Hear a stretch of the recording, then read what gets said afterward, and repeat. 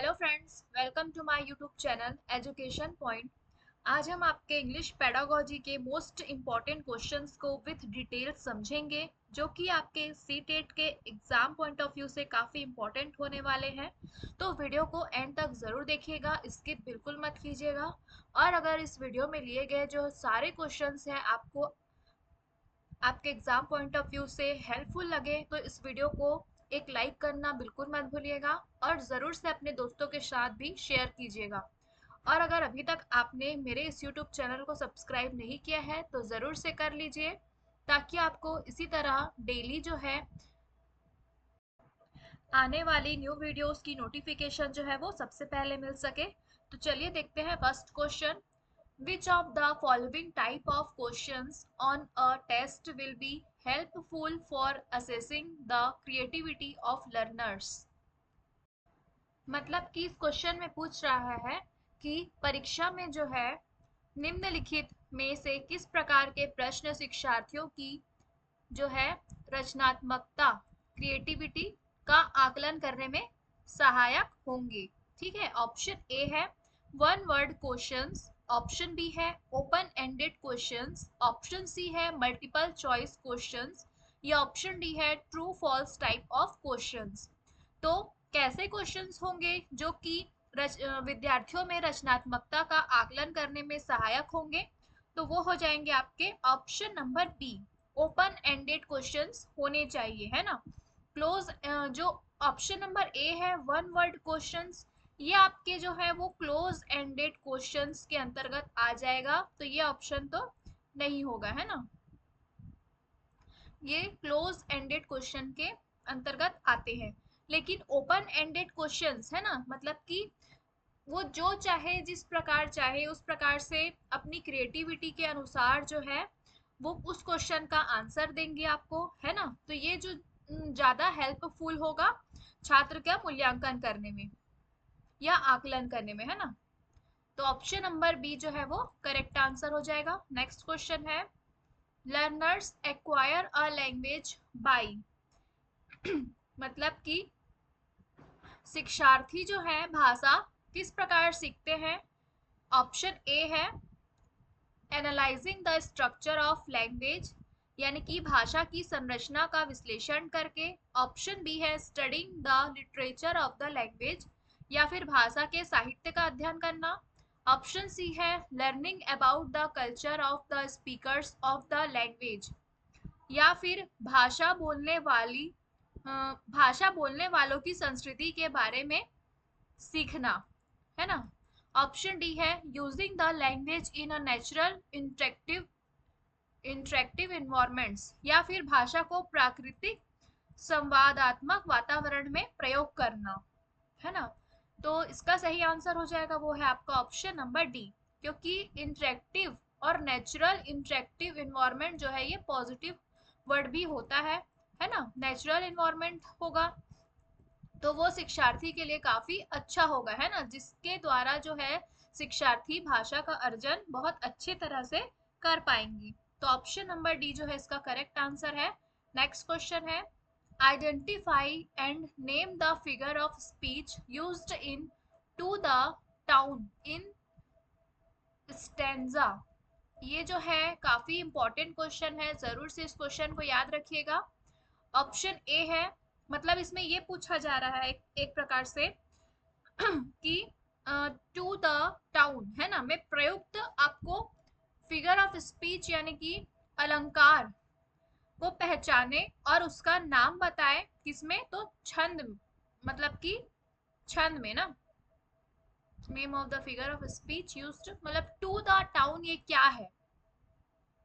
तो ऑप्शन देखते हैं, ये दिया है सिमिली, है ना, सिमिली दिया है, इसका मतलब क्या हो जाएगा, ये जो होता है कंपैरिजन दिखाता है, ठीक है।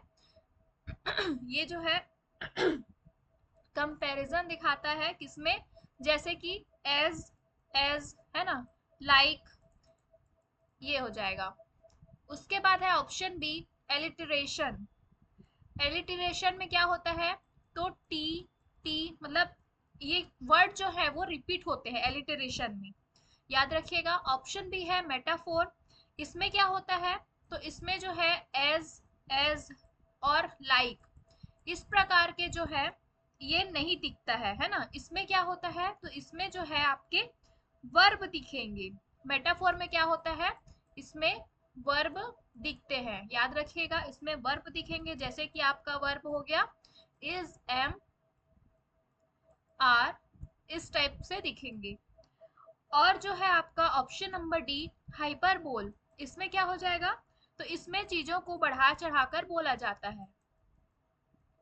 ठीक है, बढ़ा चढ़ाकर बोला जाएगा। ठीक है, इसको क्या बोलते हैं, हाइपरबोल बोलेंगे। ठीक है, तो ये चारों ऑप्शन आपने समझ लिया है। बट इसमें क्या पूछा है, आइडेंटिफाई करना है name of the figure of speech जो दिया गया है आपको, to the town in stanza. मतलब कि इसमें देखो यहाँ पर एक टी रिपीट हो रहा है, यहाँ पर भी टी है और यहाँ पर भी टी है, तो लेटर्स जो है वो रिपीट हो रहे हैं, इसलिए इसका सही आंसर होगा ऑप्शन नंबर बी, एलिटरेशन कहते हैं इसको हम। क्या कहते हैं, याद रखिएगा जरूर से, एलिटरेशन कहते हैं। नेक्स्ट क्वेश्चन है, dash made the study of English language compulsory in India.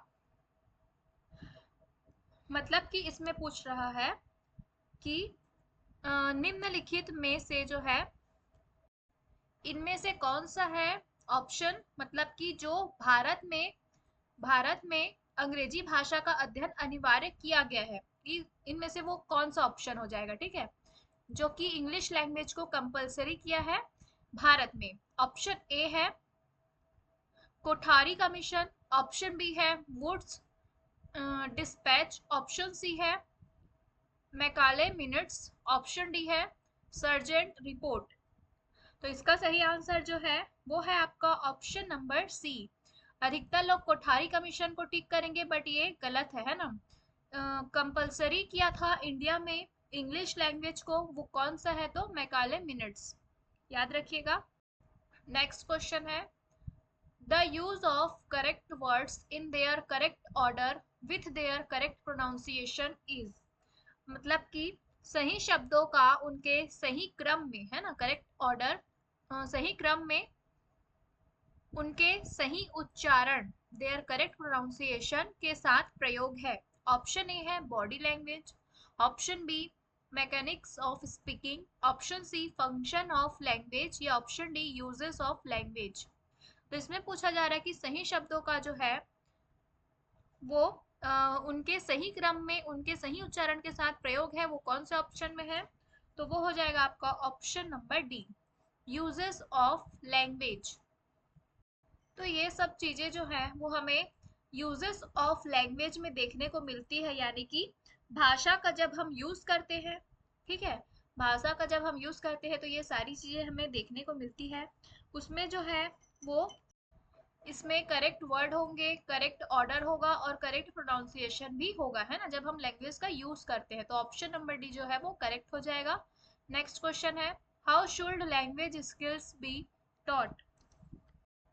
तो लैंग्वेज स्किल्स कितने होते हैं ये जान लीजिए। लैंग्वेज स्किल्स हो जाएंगे आपके एल, एल, एस, आर और डब्ल्यू। ये आपके 4 लैंग्वेज स्किल्स हो गए। ठीक है, लिसनिंग, स्पीकिंग, रीडिंग और राइटिंग। ठीक है, तो लैंग्वेज स्किल्स सुनना बोलना कैसे सीखा सकते हैं आप बच्चों को। ऑप्शन ए है बाय इमिटेशन, ऑप्शन बी है alone, option C explaining in detail, या ऑप्शन डी है बाय टीचिंग कंप्लीटली। तो इसका सही आंसर क्या हो जाएगा, option number A. Option number A जो है ये बेस्ट आंसर है, क्योंकि अनुकरण के माध्यम से जो है बाय इमिटेशन, अनुकरण के माध्यम से जो है वो बच्चे चीजों को ज्यादा बेहतर तरीके से और क्या होते हैं, जल्दी सीखते हैं, है ना। तो ऑप्शन नंबर ए जो है वो करेक्ट हो जाएगा। नेक्स्ट है, objectives of language learning must aim it at. मतलब कि भाषा अधिगम का उद्देश्य क्या है पूछा है ना। लैंग्वेज लर्निंग यानी कि भाषा अधिगम का उद्देश्य क्या है। ऑप्शन ए है achievement of the students in terms of grades. मतलब कि ग्रेड है ना, ग्रेड जो हम बच्चे लोग को देते हैं A+B+, है ना, इस ये ग्रेड होते हैं, ठीक है। तो ग्रेड के संदर्भ में छात्रों की जो है उपलब्धि। ऑप्शन बी है डेवलपिंग स्टूडेंट्स लैंग्वेज प्रोफिशिएंसी, यानी कि छात्रों की जो है वो भाषा दक्षता विकसित करना। ऑप्शन सी है developing students knowledge of the rules, यानी कि छात्रों के नियमों का ज्ञान को विकसित करना। ऑप्शन डी है developing the students ability to learn a new language, मतलब कि छात्रों की नई भाषा सीखने की क्षमता जो है वो विकसित करना। तो जो भाषा सीखने के उद्देश्य है वो कौन से हैं इन चारों में से, तो वो हो जाएंगे आपका ऑप्शन नंबर बी, है ना। आप भाषा सीख रहे हैं तो लैंग्वेज प्रोफिशिएंसी तो होनी ही चाहिए, है ना, उस डेवलप बच्चे में। तो ऑप्शन नंबर बी जो है छात्रों की भाषा दक्षता को विकसित करना, ये जो है ये उसका उद्देश्य होगा। ऑप्शन नंबर बी जो है वो करेक्ट है।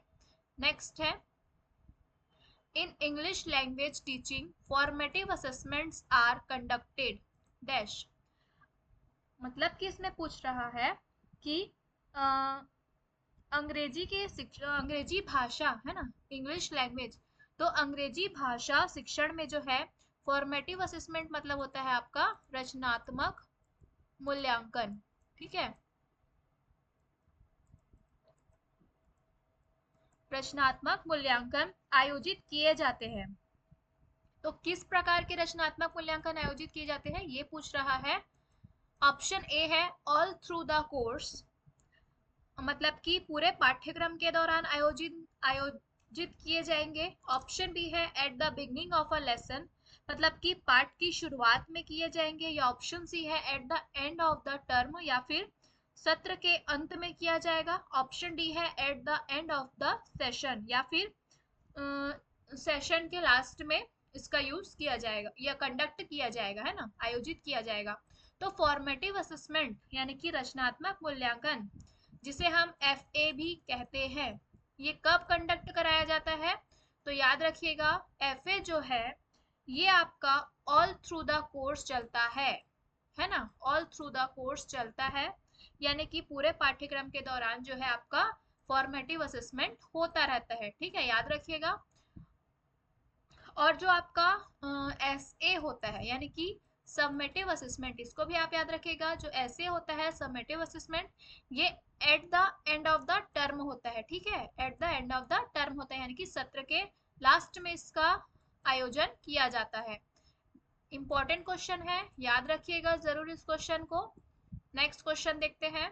Fluency in English can be developed through, मतलब कि पूछा जा रहा है इसमें कि अंग्रेजी में जो है प्रवाह विकसित किया जा सकता है किसके माध्यम से। ऑप्शन ए है पोएट्री रेसिटेशन, यानी कि कविता पाठ के द्वारा, इसका मतलब होगा आपका कविता पाठ।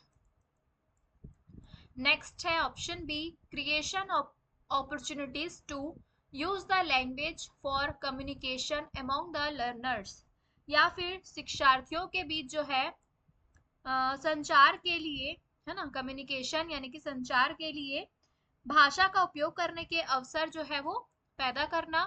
Option C the teacher being alert to spot the errors and correction them, मतलब कि शिक्षक द्वारा गलतियों को पहचानने और उन्हें सुधारने के लिए सतर्क रहना शिक्षकों के द्वारा।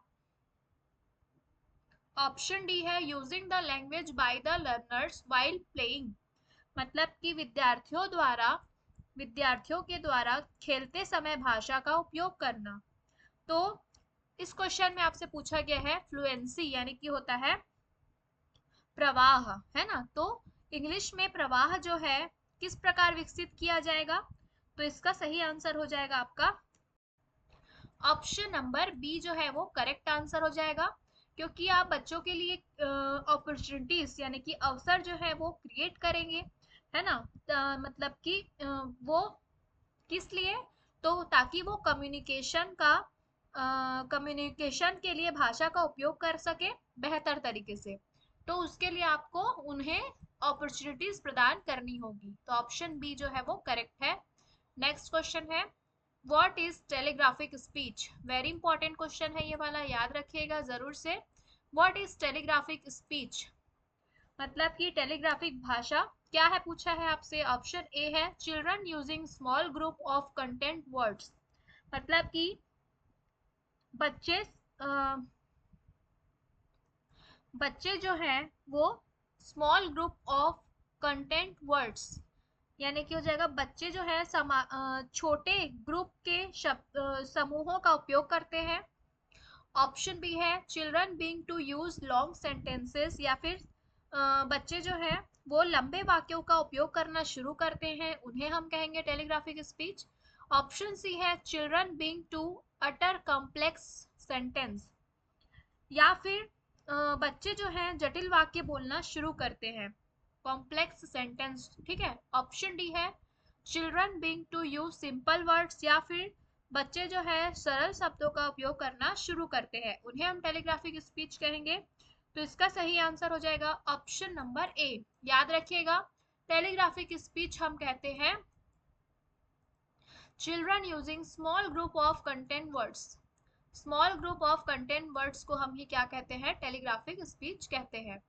नेक्स्ट क्वेश्चन है which part of speech in the underlined word in the following sentence. यहाँ पर अंडरलाइन वर्ड हो जाएगा आपका सम। ठीक है, सम जो है अंडरलाइन वर्ड है। Books are to be read with diligence and attention. इसमें ये पूछा जा रहा है कि निम्नलिखित वाक्य में रेखांकित शब्द में भाषा का कौन सा भाग है, ये पूछा है ना। रेखांकित वर्ड है जो आपका सम, मतलब कि कुछ पुस्तकों को परिश्रम और ध्यान से पढ़ा जाना चाहिए। ठीक है, ये सेंटेंस है आपका, और एक ही अंडरलाइन वर्ड है ना। ऑप्शन ए है noun, option B determiner, option C है प्रीपोजिशन, या ऑप्शन डी है कंजंक्शन। इसका सही आंसर हो जाएगा आपका ऑप्शन नंबर बी, ये जो है डिटरमाइनर है। नेक्स्ट क्वेश्चन है what is the first step of language development. मतलब कि जो है भाषा विकास का पहला चरण यानी कि फर्स्ट स्टेप कौन सा है पूछा है। Option A speaking, option B listening, option C reading, या ऑप्शन डी है राइटिंग। तो LSRW यही पढ़ते हैं हम, तो एल जो है वो पहला चरण हो जाएगा, यानी कि लिसनिंग। ऑप्शन नंबर बी जो है वो करेक्ट हो जाएगा। नेक्स्ट क्वेश्चन है developing competence in a language by using it in natural communicative situations is known as। मतलब इसमें पूछा जा रहा है कि नेचुरल कम्युनिकेटिव सिचुएशंस में किसी भाषा का उपयोग करके उसमें दक्षता विकसित करना क्या कहलाता है ना। कॉम्पिटेंस, उसमें दक्षता विकसित करना जो है वो क्या कहलाता है। ऑप्शन ए है language learning, option B language adaptation, option C language acquisition, या ऑप्शन डी है लैंग्वेज इमर्शन। तो इसका सही आंसर जो हो जाएगा वो है आपका ऑप्शन नंबर सी, उसे हम लैंग्वेज एक्विजिशन कहते हैं। क्यों कहते हैं? क्योंकि लैंग्वेज एक्विजिशन जो है वो नेचुरल होता है, इसी से आपका आंसर करेक्ट हो जाएगा, है ना, क्योंकि नेचुरल कम्युनिकेटिव सिचुएशंस की बात हो रही है यहाँ पर। तो एक्विजिशन जो है वो नेचुरल होता है, याद रखिएगा एक्विजिशन जो है वो नेचुरल होता है, और प्लस क्या होगा, अनकॉन्शियस होता है, कॉन्शियस नहीं होता, अनकॉन्शियस होता है। ठीक है, तो ऑप्शन नंबर सी जो है वो करेक्ट हो जाएगा। नेक्स्ट है a student is reading fast looking for specific information in a manual, what is this reading सब स्किल नोन एज। मतलब इसमें आपसे पूछा जा रहा है कि एक छात्र जो है वो क्या कर रहा है, तेजी से पढ़ रहा है ना, रीडिंग फास्ट, तेजी से पढ़ रहा है एक मैनुअल में विशिष्ट जानकारी की तलाश के लिए, यानी कि स्पेसिफिक इंफॉर्मेशन के लिए।